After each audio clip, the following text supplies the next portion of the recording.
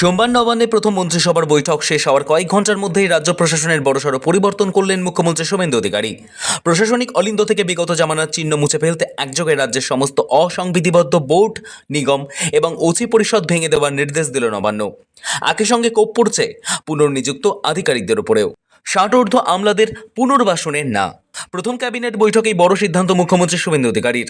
৬০ বছর বয়স পার করার পরও যারা পুনর্নিয়োগ পেয়েছিলেন তাদের চাকরি ছেদ করার নির্দেশ জারি করা হয়েছে। প্রশাসনের অন্দরের খবর অনুযায়ী এই নির্দেশের ফলে এক লহমায় প্রায় ৫০০ জন আধিকারিকের চাকরি চলে গেল। মূলত গত এক দশকে তৃণমূল জামানায় যে সমস্ত আইএএস, আইপিএস বা ডব্লিউবিসিএস অফিসারদের অবসরের পর গুরুত্বপূর্ণ পদে বসানো হয়েছিল, তাদের কাজ শেষ। সাধারণত পোস্ট অফ বেনিফিট বা পছন্দের লোকেদের একাধিক সরকারি পোস্টে দায়িত্বে রাখা হতো। শুধু তাই নয়, যাদের বয়স ৬০ বছর পেরিয়ে গিয়েছে তাদেরও নতুন করে বিভিন্ন সরকারি পদের মাথায় বসানো হয়েছিল। এছাড়াও একাধিক সরকারি পদে সেই সব আধিকারিকদের বসানো হতো।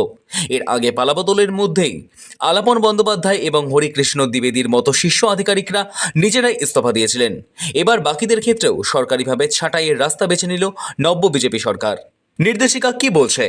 রাজ্যের বিভিন্ন সরকারি দপ্তরের অধীনে থাকা পিএসইউ এবং বোর্ডগুলিতে যে সমস্ত মনোনীত সদস্যদের চেয়ারম্যান, ডিরেক্টর বা মেম্বার হিসেবে বসানো হয়েছিল তাদের মেয়াদ অবিলম্বে শেষ।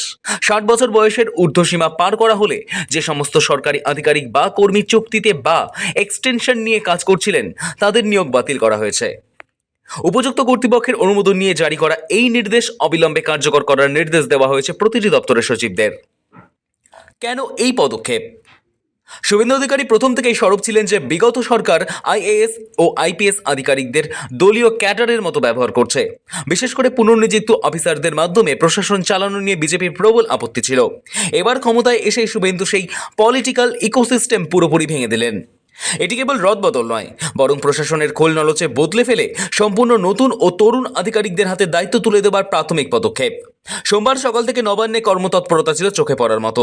প্রথম ক্যাবিনেটে চাকরির পরীক্ষার জন্য বয়সের ছাড় দেওয়ার পর বিকেলের এই প্রশাসনিক সার্জিক্যাল স্ট্রাইক বুঝিয়ে দিল শুভেন্দু জামানায় রাজনৈতিক আনুগত্যের কোনো জায়গা থাকছে না। সৌভিক সান্যাল ও অর্পণ সিংহের রিপোর্ট, সময়, কলকাতা।